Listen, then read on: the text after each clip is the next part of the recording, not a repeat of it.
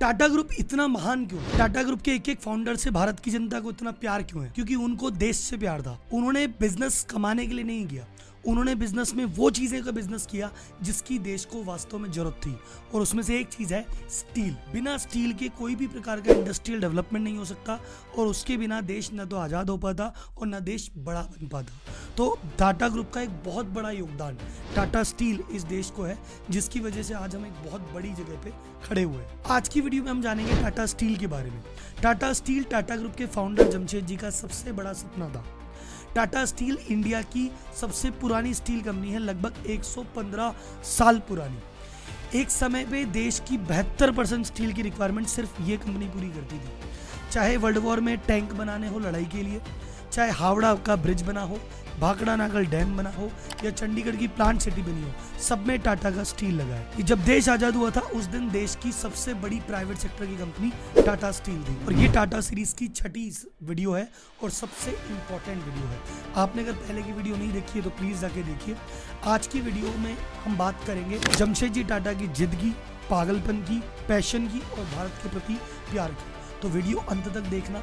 Channel पे अगर नए हैं तो वीडियो को लाइक करना, सब्सक्राइब करना, और करते हैं वीडियो की शुरुआत।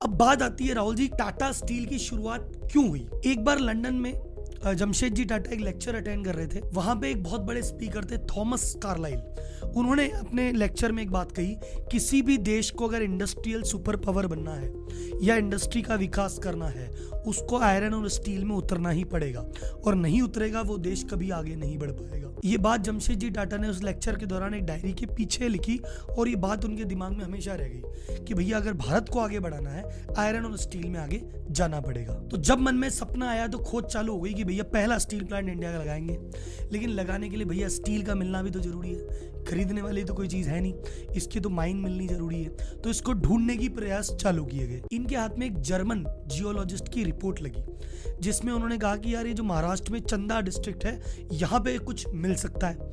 वहीं पे आसपास एक कोल का पहले ही मिला था, तो इन्होंने बड़ी उम्मीद से वहां गए, वहां के सैंपल उठाए और जर्मन की लैब में भेजे। टेस्टिंग का रिजल्ट आया, बोले नहीं भैया इसकी क्वालिटी लो है, इससे काम चलेगा नहीं।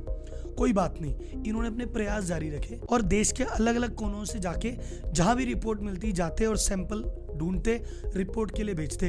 आपको क्या लगता है ये इन्होंने कितनी बार, ये कितने समय तक किया होगा? 30-35 साल की उम्र में जो जर्नी चालू हुई थी, 20-25 साल ढूंढते ढूंढते 55 साल अपनी उम्र के 60वें दशक तक ये पहुंच गए, तब भी इनको स्टील का कोई जुगाड़ मिला नहीं था। लेकिन यहाँ पे बताने वाली बात है, ये जिद है और ये पागलपन है, हार नहीं मानी। वो 1898 के आसपास अमेरिका गए, पिट्सबर्ग गए, वहां के सबसे फेमस मेटलर्जिस्ट जूलियन केनेडी, उनके पास गए, कहा भैया आप हमारी हेल्प कर दो। उन्होंने कहा देखो मेरी जो फीस है, जो मैं फिजिबिलिटी रिपोर्ट बनाऊंगा, तुम वही अफोर्ड नहीं कर पाओगे। उन्होंने कहा सर जो पैसा बोलोगे, जितना बोलोगे मैं दूंगा, प्लीज आप मेरी हेल्प करो।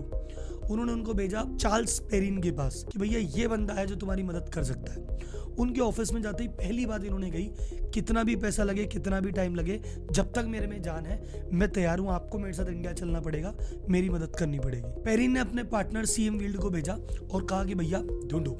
तो उस समय ऑब्वियसली जमशेद जी की तो उम्र हो चुकी थी। दोराब जी टाटा जो उनके बेटे थे, आप इमेजिन कीजिए सीन एक बार दिमाग में, सीएम वील्ड आए हैं, जोराब जी टाटा है, वो जंगल जंगल घूम रहे हैं स्टील की खोज में। कभी पैदल घूम रहे हैं, कभी घोड़ा गाड़ी पे घूम रहे हैं, कभी मोटर गाड़ी में घूम रहे हैं। स्टील की खोज चल रही है, एक सोच और एक सपने के पीछे। फिर जाके इनको एक दुर्ग करके जो जगह थी, वहां पे एक जगह मिली, वहां पे मिट्टी मिली जहाँ पे 60% आयरन और कंटेंट था।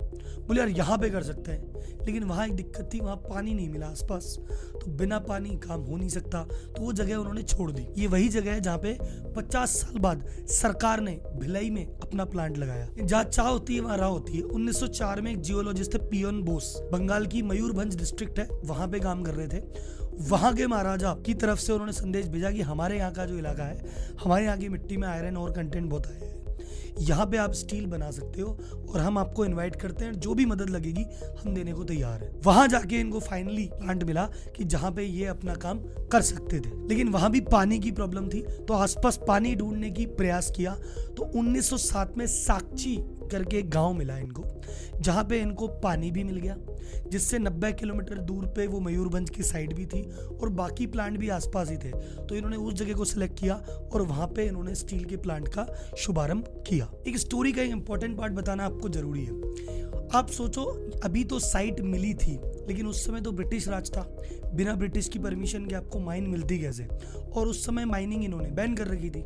लेकिन ये वक्त था 1899 के आसपास का, तब उस समय इंडिया में रेलवे बनाने का काम बहुत तेजी से चल रहा था और वर्ल्ड वॉर के भी सिम्टम चालू हो गए थे कि कभी भी हो सकता है युद्ध भी चालू हो जाए। तो स्टील की डिमांड धीरे धीरे बढ़ने लग गई थी, तो गवर्नमेंट को मजबूरी में ये जो बैन था वो खोलना पड़ा। तो 1899 में जैसे ही बैन खुला, 20-30 साल से प्रतीक्षा कर रहे थे इसी मोमेंट की, जैसे ही बैन खुला he was the first one two apply, और इन्होंने अप्लाई करके उस समय जब नामो निशानी नहीं था, अभी तक साइट मिली नहीं है, साइट तो जाने कब मिलेगी, सर्च चल रही है, उससे पहले ही इन्होंने माइनिंग का लाइसेंस सिक्योर कर लिया। और आयरन ओर की माइनिंग, कोक की माइनिंग, फ्लक्स की माइनिंग, मतलब उससे रिलेटेड जितनी भी चीजें हैं सबका लाइसेंस पहले ही लेके बैठ गए, साइट बाद में मिलती रहेगी, लाइसेंस पहले चाहिए। इसको कहते हैं सीईओ की सोच कि भैया देखो, आप समझो किसी भी इतने बड़े ग्रुप को आप चला रहे हो या चाहे छोटे बिजनेस को भी चला रहे हो, आपका काम रोज दुकान बैठना, ऑफिस बैठना, रोजमर्रा के काम चलटाना नहीं है। आपका काम ये देखना है कि आगे क्या चीजें आ सकती है, आगे क्या होना चाहिए,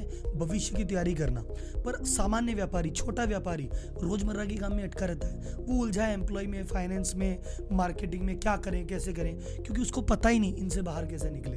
तो अगर आप बिजनेस कर रहे हैं या करना चाहते हैं और आपको लगता है यार मैं भी चाहता हूँ इस तरह की सोच हो, सीईओ जैसी, व्यापारी जैसी ना हो, तो आप भी अगर व्यापारी से सीईओ की जर्नी करना चाहते हैं और मेरे से कुछ सीखना चाहते हैं इसके बारे में, तो हर संडे में एक 4 घंटे का सेशन करता हूँ 10 से 2, व्यापारी टू सीईओ। तो अगर आप उसका पार्ट बनना चाहते हैं, एज अ व्यापारी क्या नहीं करना चाहिए और एज अ सीईओ क्या करना चाहिए, सीखना चाहते हैं, तो नीचे दिए गए लिंक पे आप रजिस्टर्ड कर सकते हैं and then will see you there. अब बात करते हैं, इधर लाइसेंस मिल गया, 1907 में जाके जगह भी मिल गई, प्लांट की शुरुआत भी करने की तैयारी हो गई। पैसा कहाँ से लाओगे, इसको तो ढूंढने में इतने सालों लग गए, इतना पैसा तो इसके ढूंढने में ही खर्च हो गया।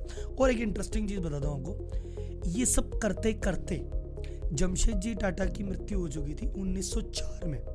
ये साइट मिली थी 1907 में, लेकिन इनको ये पता लग गया था कि हाँ चीज़ें मिल गई है, लाइसेंस ये सिक्योर कर चुके थे, इनको पता था कि बस चीज़ें मिलने वाली है, सर्चिंग चल रही है। लेकिन इनके जीवन काल में सपना इनका था, प्रयास इनका था, लेकिन पूरा इनके बेटे दोराबजी टाटा ने किया। तो अब दोराबजी टाटा ने कहा भैया जगह मिल चुकी है, लाइसेंस मिल चुका है, पैसा चाहिए, तो पहले सोचा ब्रिटेन में रेस कर ले, लेकिन ब्रिटेन में इनको कोई पैसा देने को तैयार नहीं हुआ। बोले इंडियंस स्टील बनाएंगे, क्या फालतू की बात कर रहे हो। उस समय स्टील का कितना प्रोडक्शन होता था आप उसको इस बात से नापो कि यूएस में प्रति व्यक्ति जो स्टील का कंजम्पशन था वो था 318 किलो, और जो ब्रिटेन में था वो था 227 किलो। इंडिया में कितना था, 500 ग्राम, किलो भी नहीं था। हम कहीं नहीं अड़ रहे थे।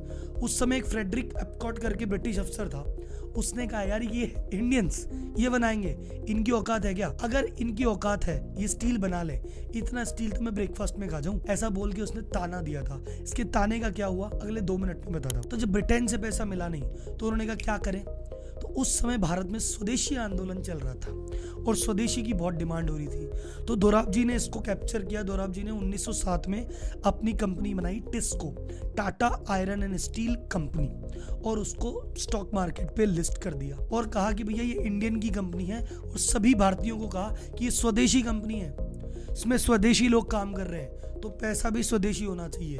तो टाटा सन्स के बाहर भारतीय लाइन लगा के खड़े हो गए और 21 दिन के अंदर 2 करोड़ 32 लाख रुपए इकट्ठे किए, 8000 भारतीयों ने मिला के। तो ये पहली ऐसी कंपनी थी, भारतीय कंपनी, भारतीय पैसा, भारतीय टैलेंट। 1907 में पैसा आया, प्लांट की शुरुआत हुई। 1912 में पहला स्टील का जो प्रोडक्शन था इन्होंने किया फरवरी में। फरवरी 1912 में पहली बार भारत में स्टील का प्रोडक्शन हुआ, और उस स्टील की क्वालिटी कैसी थी आप इमेजिन करना। 1914 में वर्ल्ड वॉर चालू हो गया। 18 में जब वर्ल्ड वॉर खत्म हुआ, पूरे वर्ल्ड वॉर में टाटा ग्रुप ने 2400 किलोमीटर रेल के लिए स्टील और 3 lakh tonne steel allied forces को सप्लाई किया था।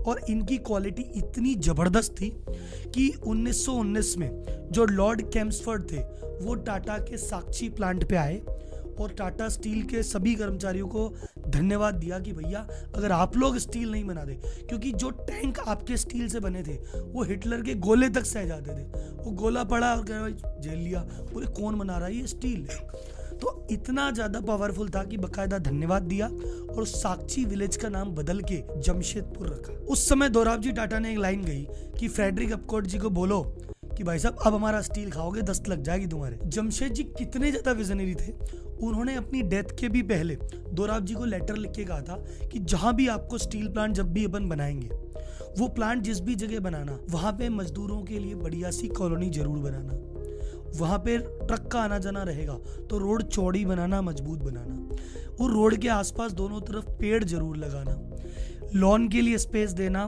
फुटबॉल हॉकी के गार्डन बनाना, मंदिर बनाना, मस्जिद बनाना, गुरुद्वारा बनाना, ये लिख के गए थे।